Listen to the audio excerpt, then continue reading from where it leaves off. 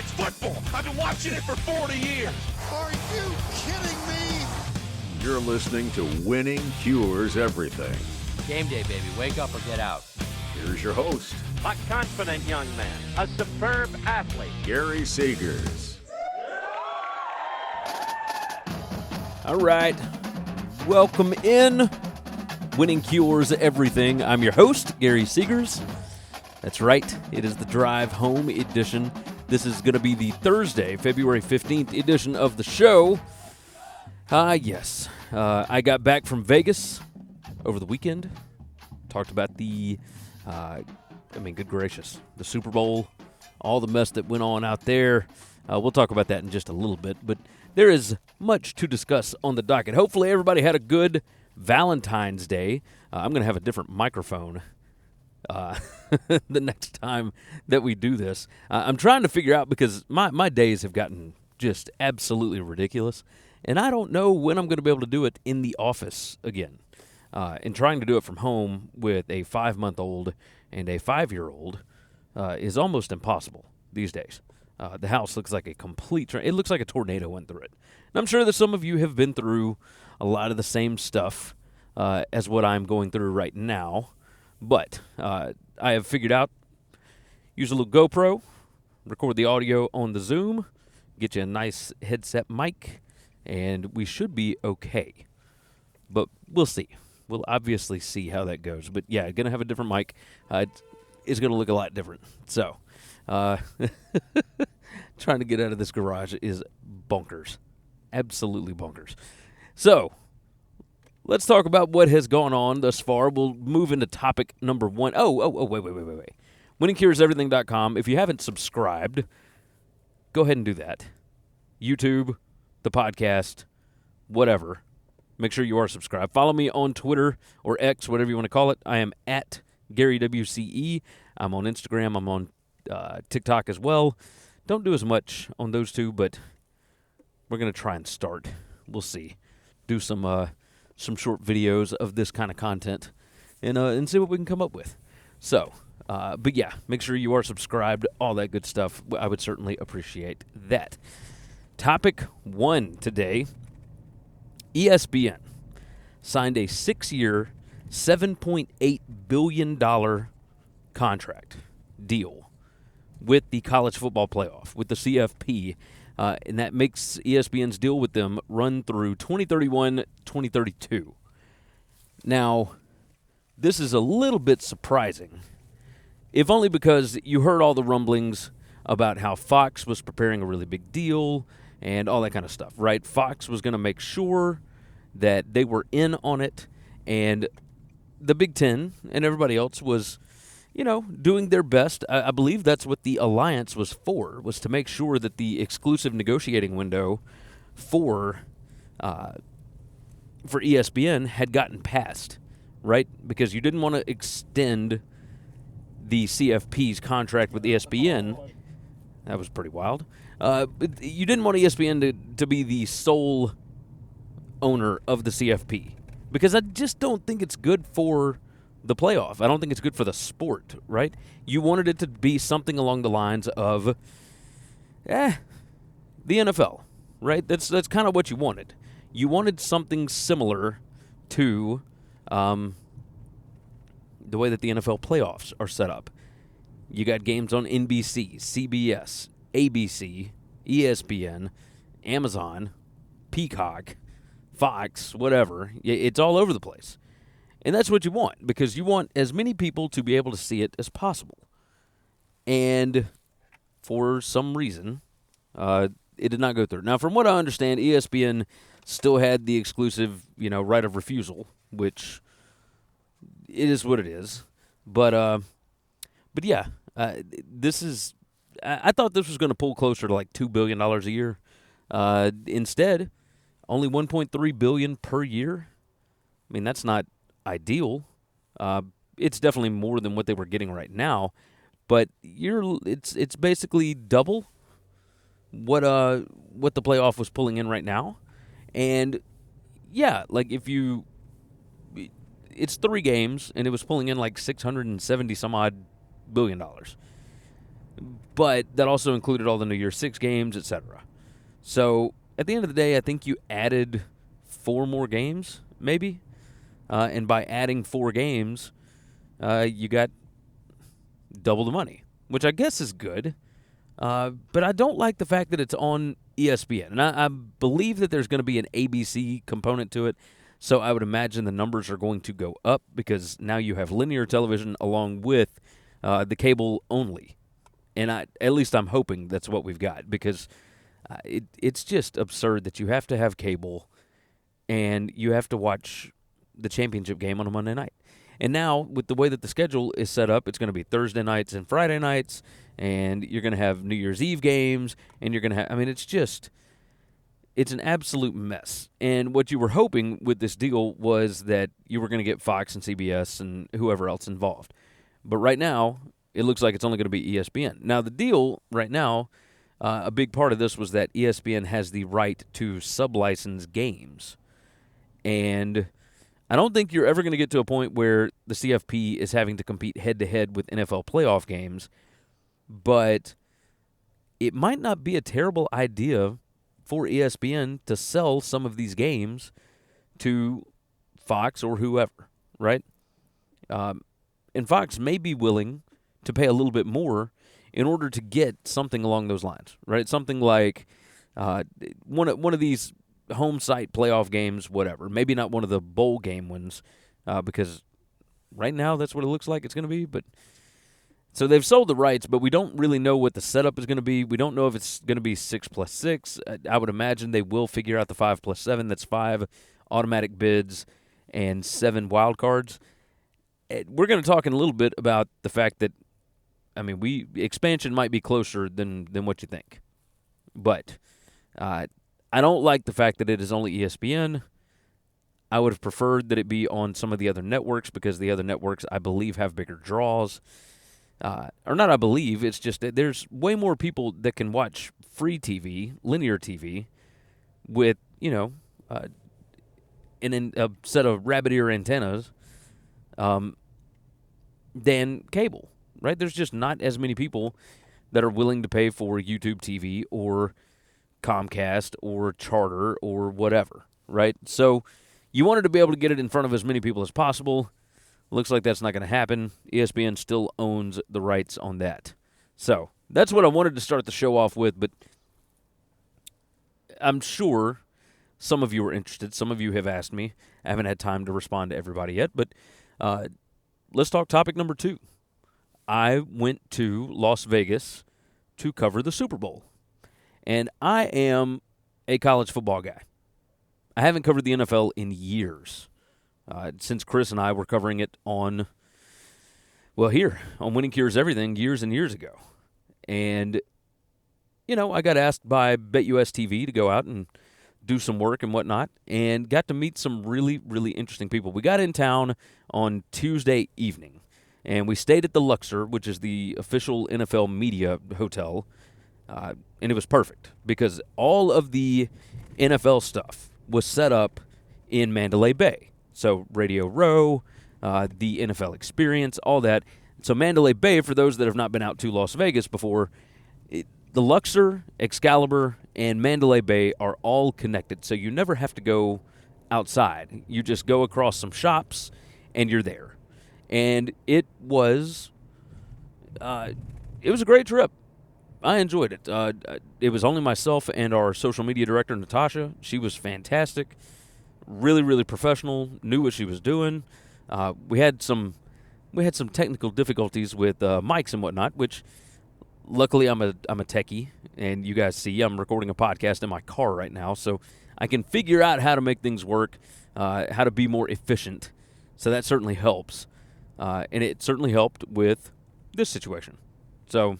But yeah, we got to talk to a lot of really interesting people. Brian Jones, who does CBS college football coverage. We had Kenyon Rashid, a former college football and NFL player. Just great guys that helped us out quite a bit. Got to meet Carrot Top, met Clay Travis, met Kelly in Vegas. All of them were great. Bobby Baltimore, who covers the Ravens. Grant Cohn, who covers the 49ers. Radio Row was fantastic. Just really, really good. But those people that do that for a living, that go out and do Radio Row the entire week, and what that is, we did it for 2 days, and that is a lot. That is a lot. I did get to go see Carrot Top the last night that we were in town, and always a great show. I went out to Vegas with some buddies in 2015, and had an absolute blast going to see Carrot Top back then. So apparently he has been doing this for 39 years, I think he said. 39 years of Vegas shows. He did like 10 years at the MGM, did 18 years, or has done 18 years at the Luxor at this point. Like, really wild. Just really interesting. But, that was about the only personal thing that I was able to do. Ate at some really interesting places. We got to get in and out right across from the stadium, so that was cool. So yeah, it was a fun trip. I would definitely do it again. If you didn't see all the coverage, you go check it out on BetUS, betus.sports on TikTok and on Instagram. I think they put some stuff up on the BetUS TV channel. We got a lot of stuff. Got to talk to a lot of fans, a lot of celebrities or pseudo-celebrity, whatever you want to call them, guys that know what they're doing, but that are in kind of the influencer space. But those guys are all great. All great. All had fun stuff to say. The sportsbook consigliere, good old Dave Sherapan, he was fantastic talking to us. Saw the Pat McAfee show set up, which is insane. Absolutely insane. It was an incredible trip. Absolutely incredible trip. Which leads to topic number 3. Super Bowl 58. All right, so we're a college football show. We're not going to talk too much about this, but the Chiefs won 25-22. Just an absolute ridiculous ball game that drew an absurd number of people. 123 million people average, which is, I can't even begin to fathom that number. It's just an incredible number. But it peaked at 202 million people. So 202 million people watched the Super Bowl at some point. So the average is based on how many people watched for at least 6 minutes. Well, more than that, watched at least something of the ball game, which is interesting. So, yeah, absolutely nuts what they were able to do. I was impressed. I was certainly impressed.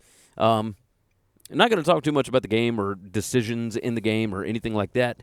But what I'll tell you is what I learned from this is it does not take very long for things to shift, right? Because Patrick Mahomes was the kids' favorite. Everybody loves that guy.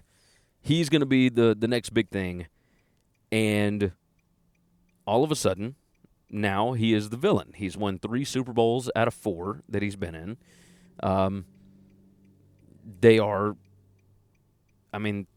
The Chiefs are awesome. They're always going to be awesome. And yet now it's at a point where kids want somebody else to win. It flips very quickly. And since this is a college football show, I'm curious, you guys that are in the comments and whatnot, tell me what you think the closest thing to the Chiefs is in college football. Like, who has become the big villain? Who wins too much, etc.? I think for years it was Alabama, but now, of course, no Nick Saban. Michigan, you can't say that because, Jim Harbaugh gone to the NFL. This sport has completely shifted. Now, in the NFL, things stay the same for a while. You get to these kind of dynasty situations, if you want to call it that. But yeah, I think if I had to choose who is college football's biggest villain right now, I think we might be at the point that Georgia is the big villain. Kirby Smart's been there for a while now, so maybe that's what it is after they won 2 in a row, and then they just absolutely beat the brakes off Florida State last year in the Orange Bowl. Took no mercy on them, and I don't think anybody really, blamed them for that because Georgia was ready to play, and Florida State had basically nobody playing in the ball game that started for them in the regular season. So a little bit different situation. I think it's going to be Georgia because they are just an absolute war machine. But maybe I'm wrong. It might be Ohio State, even though they've lost to Michigan 3 times. They hadn't been to the playoff since 2020. I'm curious, what's the closest thing to the Chiefs that we've got? Maybe it's just these blue blood brands, right? Maybe it's Texas. Maybe it's still Alabama. Maybe those kind of teams are the ones that are still the most hated, that are still the most villainous because they do still win the majority of their games. So you guys tell me in the comments what you think. I'm curious your thoughts on this one. Got to tell you a quick story. So, middle of January, I got a vasectomy. And I know that it is mostly men that watch/listen to this show, and I appreciate you guys for doing so. I got a vasectomy, and I've got 3 kids now. One is 18, one is 5, one is now 5 months old. And first off, those things are painful. Now, I am in no way comparing the pain from a vasectomy to the pain of childbirth for a woman, right? But my God, they don't take it easy on your nutsack at all. Like, they go in, there's no gentleness from these doctors when it comes to your balls at all. I figured they would have treated it with a little bit more care, a little more respect, and instead I got absolutely beaten to death. At least that's what it felt like. So, the vasectomy, we're going to guess it's successful. It takes, I think the first test afterwards is 6 weeks. So we'll see if my sperm is negative in 6 weeks. And then if it's not, then we have to test again in 12 weeks or something along those lines, whatever the doctor said. I got to go back in at the 3-month mark for a post-op checkup. So they have to go in and check on my nuts again. I'm sure you guys love listening to stories about my nuts. But I figure you guys would appreciate this. A couple weeks ago, I don't know if any of you have kids, but my 5-year-old loves to play golf. And so we've got like a little mini golf set at the house. It's called Gator Golf. I think you can get it for $20 at Walmart, something like that. Great way to spend a day is just setting up different kind of putt-putt courses with your Gator Golf thing. And the golf club is in 2 pieces. It is a flamingo that you put together, and you use the flamingo's head as the putter. It's got like 4 different golf balls. So, my 5-year-old, very into putt-putt golf, also very, very, very into the WWE right now. Loves wrestling, thanks to his little buddies at school and whatnot, the guys that he plays with. They are all into John Cena and Rey Mysterio and all that kind of stuff. So he decides in the middle of us playing putt-putt that he wants to wrestle. And I'm okay with this. Like, we horse around, we play around. But this was not long after I'd gotten the vasectomy. And this dude decided that he was going to use the putter as one of the, steel cage weapons or whatever for one of the hardcore wrestling matches. Even though we have talked about him not doing this, it still hurts me to talk about it. But I wanted to see if any of you guys have been through this before, because this dude, he is 5 years old, and he broke that putter apart and threw the head of the putter directly into my balls. I have not felt pain like that. It was significantly worse than the vasectomy because he hit right where I got the snip. I have not felt that pain in forever. And I need you guys to tell me that I am not the only one that has been through this. Not only with the snip, but with the kids just beating up a poor old man like myself. because that's where I am at this point in life. I am a poor old man. He destroyed me. He felt so bad afterwards because he's this little empathetic thing. He gets that from his mother. But man, he was something else. He was something else. I just realized that this mic might have been covered for a good portion of this. We'll see what happens there. So, yeah, I got two mics. Covering this up.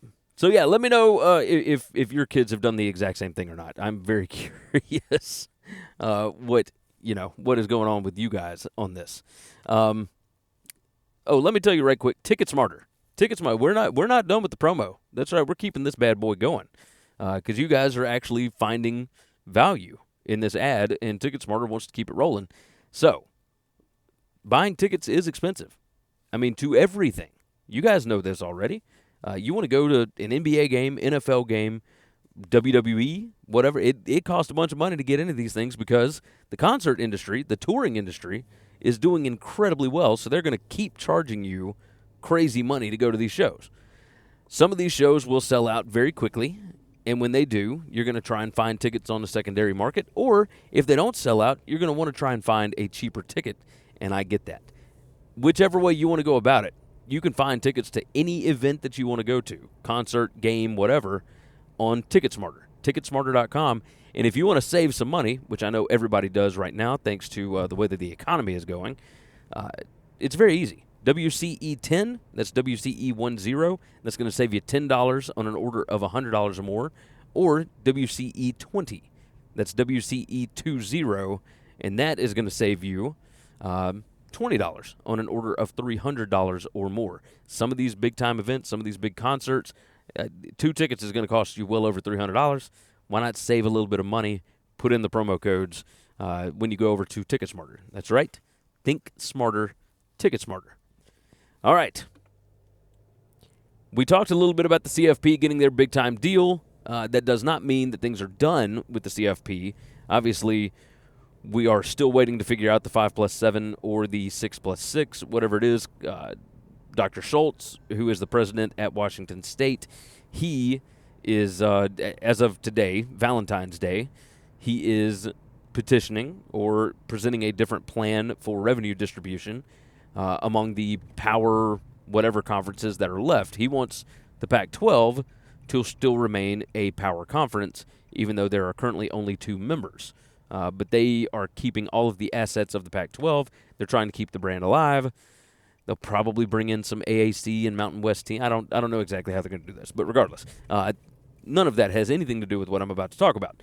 Ross Dellinger from Yahoo Sports. Old Ross used to cover Mississippi State, used to cover LSU, etc. He was at Sports Illustrated. Now he is at Yahoo. Yahoo, yeah. So Yahoo Sports. He talked to the ACC Commissioner Jim Phillips.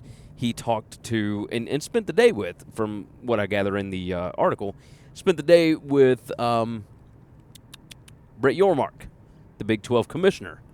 And one of the things that came out of that I found very interesting is not only does it look like the CFP could still potentially expand up to 16. Well, there's a plan for 14 or 16 in place. But it's not just Greg Sankey and Tony Petitti that are talking about CFP expansion and NCAA Tournament expansion. They don't believe that they are getting enough teams into these tournaments. They think that there's more revenue being left on the table. They believe that there could be more games, etc. I personally like the 64-team field. I'm not a big fan of the first 4. They added 68, or bumped it up to 68. Do we think that this thing would be better with 96, or if you just doubled it up and put in 128 teams? That seems just kind of absurd. Like, why? There's not 128 teams that could win a national championship. Why would we be thinking about doing this?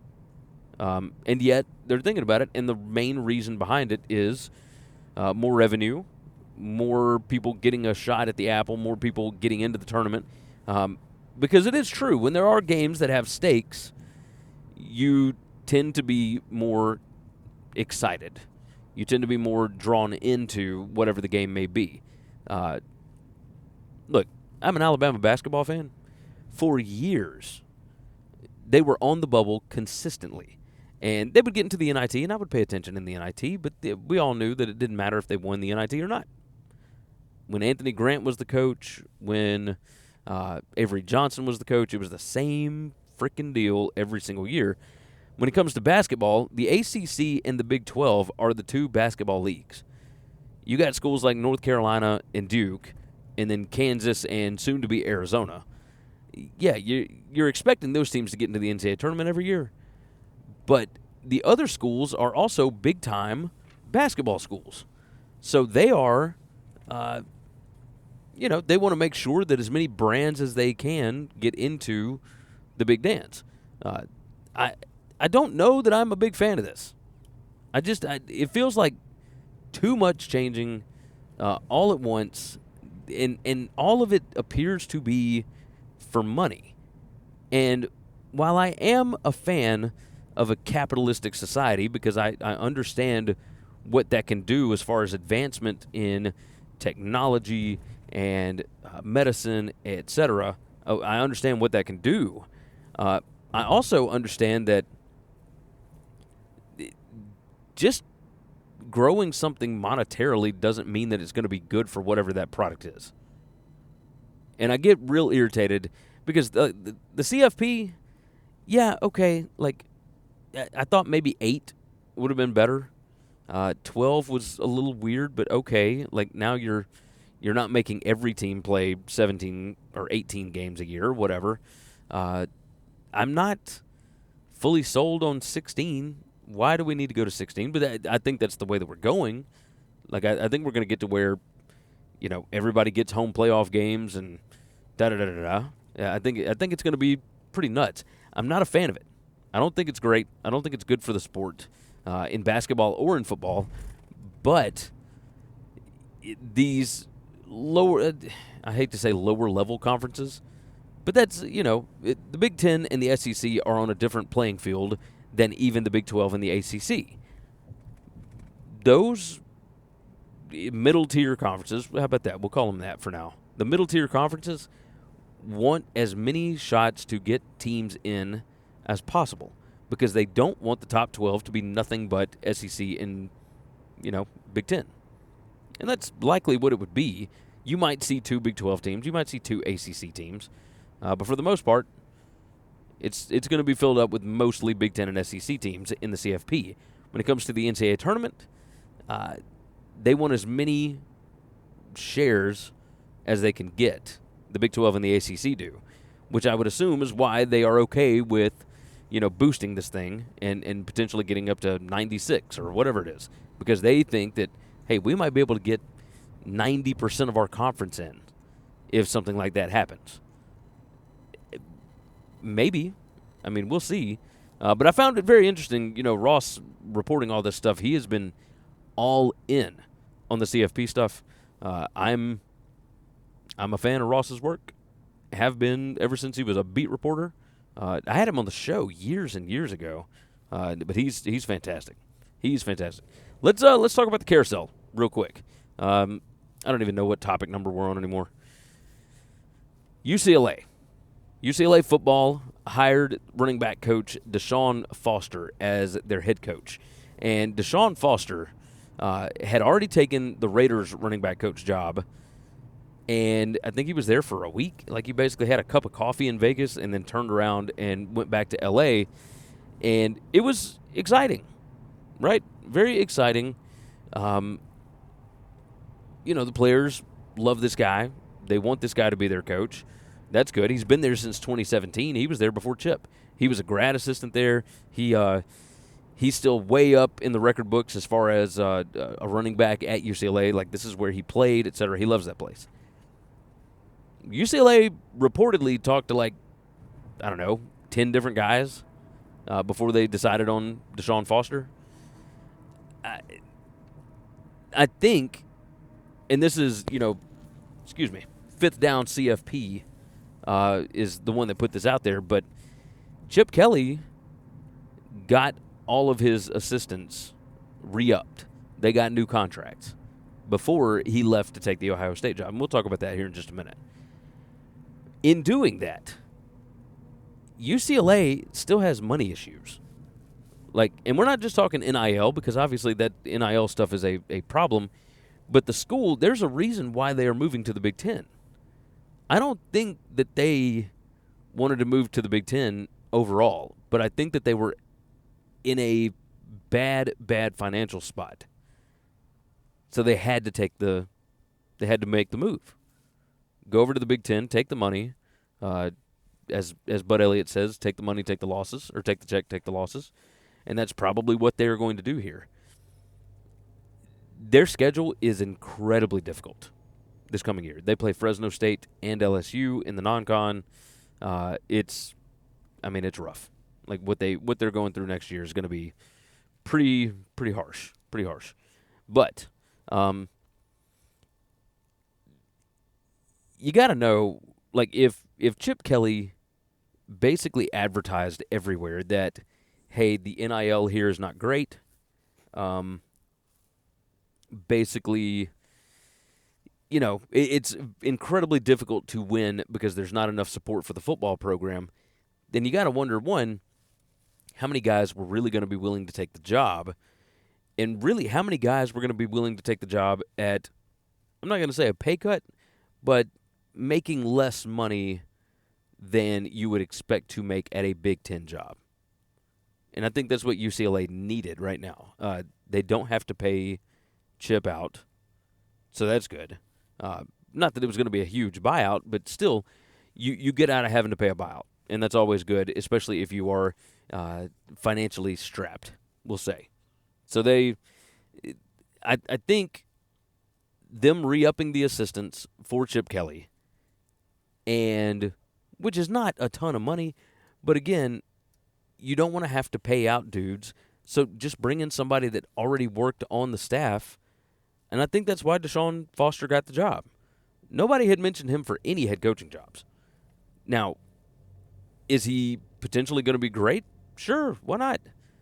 He might be a great CEO coach. He's never been an OC. From what I can tell, the players love him, so maybe he's going to be a great recruiter. They haven't really had that at UCLA. But, I don't know. One interesting thing that did come out of this, Jason Scheer over at Wildcat Authority, the 247 Arizona site, Jason Scheer used this UCLA job to, kind of rip Jed Fish again. And the Arizona fans have been doing this ever since Fish took the Washington job.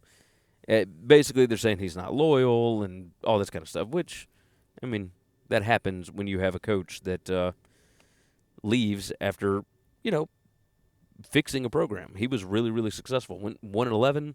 The team was, 0-12 before he got there? So 0-12, and then his first year there, 1-11.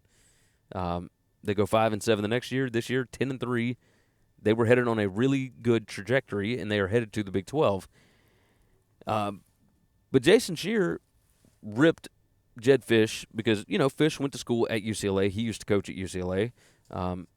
There was a chance that he would have been interested in the UCLA job, but all signs point to he didn't really interview. He never really talked to UCLA.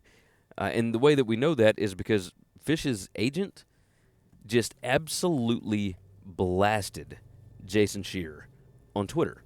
Now, Scheer still stands by all his reporting. From everything he heard, UCLA did reach out and Fish did talk to them. I don't think that necessarily means that he interviewed for the job, because I think once you get to the point where Fish is, you don't really interview for jobs. People offer them to you, and you decide whether or not you want to take it based on all the different criteria that go into these kind of jobs, which is why Washington was able to get him. Fish has said, I think it was on the Until Saturday podcast, Fish talked to Ari Wasserman and told him, hey, look, I could have been really well compensated and everything would have been fine in Arizona. I liked it there. But we had a chance at Washington to make a lot more money for our assistants, and they're all in on football. And Washington is in a better financial situation than Arizona was, which goes to show you, again, all of these schools, way better financial situations than not only Arizona, but also UCLA. UCLA, big-time problems. UCLA, I believe, is the only school in the Big Ten that is going to have to send money to another school that's not in the league, because the UC Board of Regents told UCLA that they're going to have to give, and it might be something like $5 million a year or whatever it is, but some of their Big Ten money is going to have to go back to Cal, like Cal Berkeley. So that's going to put them at a financial disadvantage anyway. So yeah, UCLA hiring Deshaun Foster, I don't think it necessarily says anything about Deshaun Foster being such a great up-and-coming candidate. I also don't think it means that UCLA was not super attractive to other people. I think that this was just the perfect marriage of, hey, we don't have a bunch of money. This is a weird time. We just need somebody that loves this place. This is effectively Alabama hiring Mike Shula after the whole Mike Price fiasco back in 2003, whatever it was, after Dennis Franchione took the Texas A&M job. So let's talk about some of the stuff that led up to this. Boston College. Boston College hired Bill O'Brien as their head coach. Bill O'Brien, of course, was the OC at Alabama for 2 years, coached, lost his name. That's what's going to happen on these because I don't have it on my notes. Bryce Young. There we go. He coached Bryce Young to a Heisman Trophy, coached at Alabama for 2 years, 2021, 2022, went back to the NFL as Bill Belichick's offensive coordinator. Things didn't exactly go well there. Belichick's out. O'Brien's looking for a job.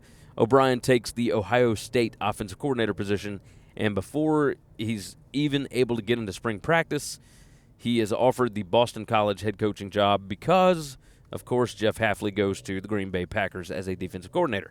So, Bill O'Brien as a head coach, 15-9 at Penn State, was only there for 2 years before he got an NFL head coaching job.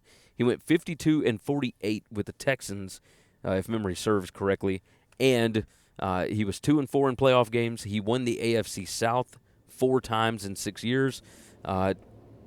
Bill O'Brien was better suited to be a head coach than he was an offensive coordinator. I think he would have been fine at Ohio State. Absolutely fine. He's a good coach.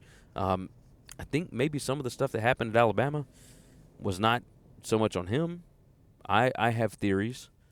I have theories that maybe Bryce Young might have been given a little too much what's the word I'm looking for?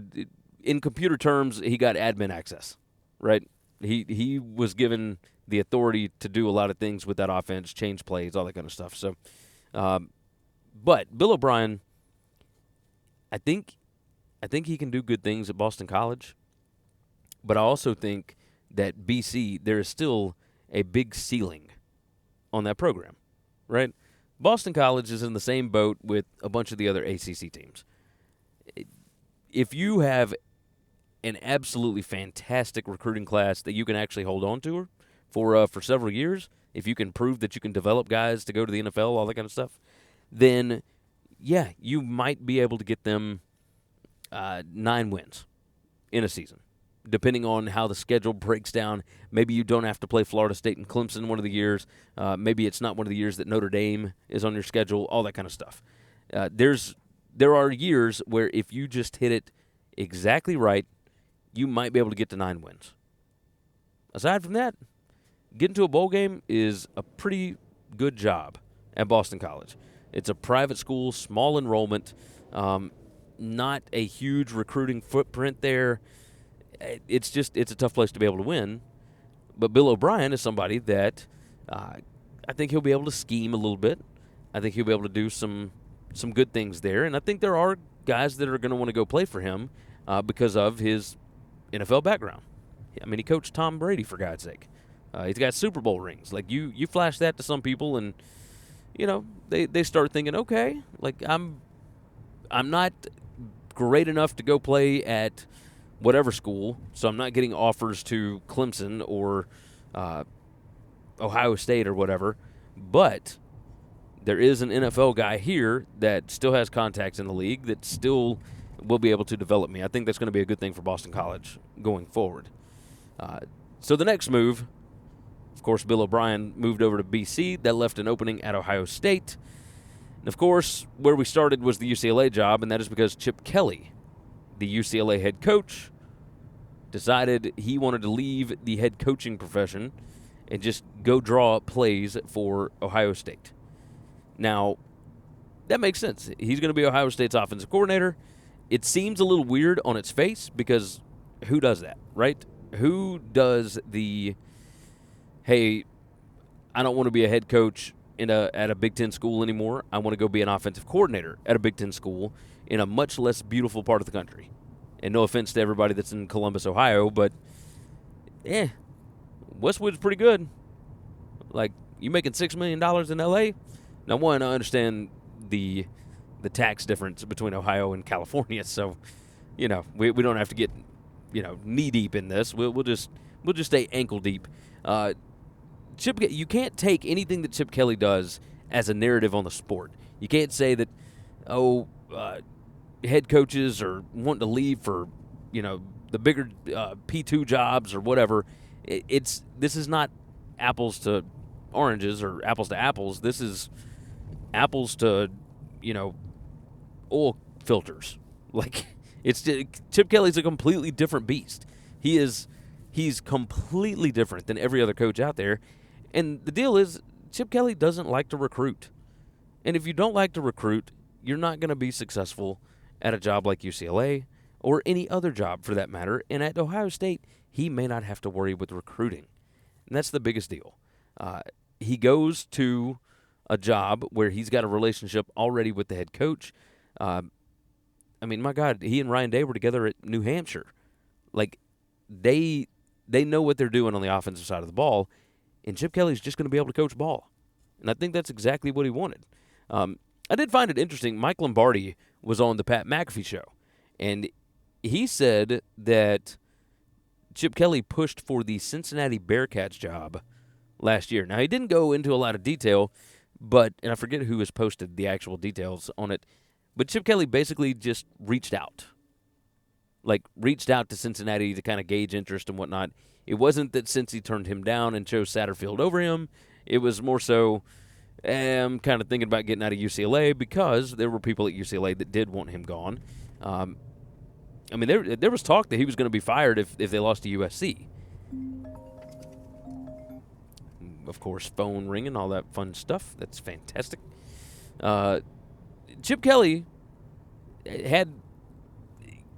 I could see why he would want to get out of UCLA. If people were wanting him gone, if he only had one more year, and this schedule this next year, I think he knew he was going to get fired no matter what he was able to do because the players ain't good enough to compete in the Big Ten. The travel schedule is going to be nuts. Just wild. Just absolutely wild. If you haven't already, like the video for me, subscribe to the channel, and leave a podcast review. I'd really appreciate that. I haven't checked a lot of podcast reviews here lately, but we hadn't been doing this a bunch. So, let's talk about this. ESPN, Fox, and Warner Discovery announced a joint streaming endeavor, and that happened last week while I was out at the Super Bowl and whatnot.